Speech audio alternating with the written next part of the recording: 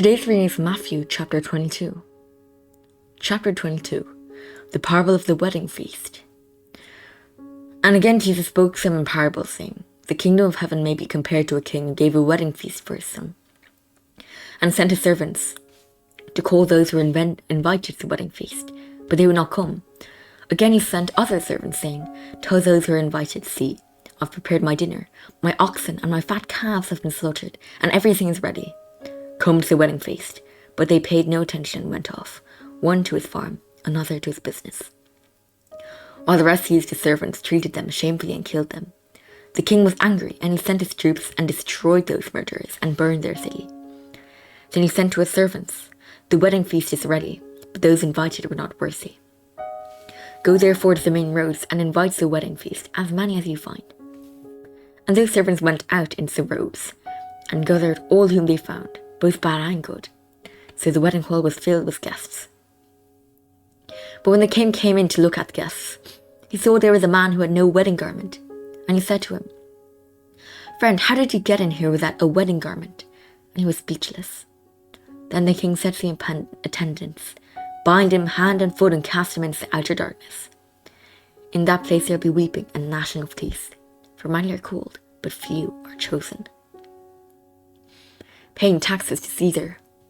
Then the Pharisees went and plotted how to entangle him in his words, and they sent their disciples to him, along with the Herodians, saying, Teacher, we know that you are true and teach the way of God truthfully. And you do not care about anyone's opinion, for you are not swayed by appearances. Tell us then what you think. Is it lawful to pay taxes to Caesar or not? But Jesus, aware of their malice, said, I put me to the test, you hypocrites. Show me the coin with the tax. And they brought him a denarius. And Jesus said to them, Whose likeness and inscription is this? They said, Caesar's. Then he said to them, Therefore, render to Caesar the things that are Caesar's, and to God the things that are God's. When they heard it, they marveled, and they left him and went away. Sadducees ask about the resurrection.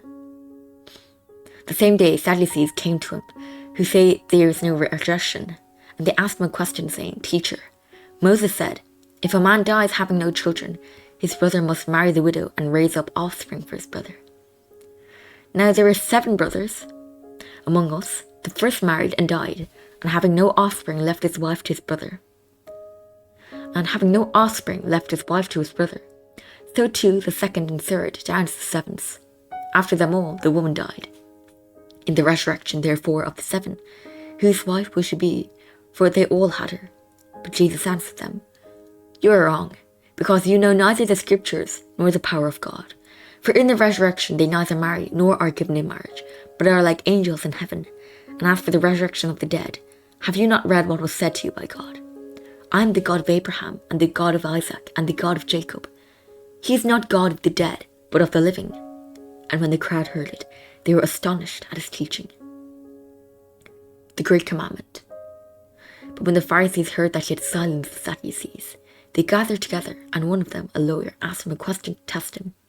Teacher, which is the great commandment in the law? And he said to him, You shall love the Lord your God with all your heart, and with all your soul, and with all your mind. This is the great and first commandment. And the second is like it. You shall love your neighbour as yourself. On these 2 commandments depend all the law and the prophets. Whose son is the Christ? Now while the Pharisees were gathered together, Jesus asked them a question, saying, What do you think about the Christ? Whose son is he? They said to him, The son of David. He said to them, How is it then that David in the Spirit calls him Lord, saying, The Lord said to my Lord, Sit at my right hand until I put your enemies under your feet. If then David calls him Lord, how is he his son? And no one was able to answer him a word, nor from that day did anyone dare to ask him any more questions. This is the word of the Lord. Amen.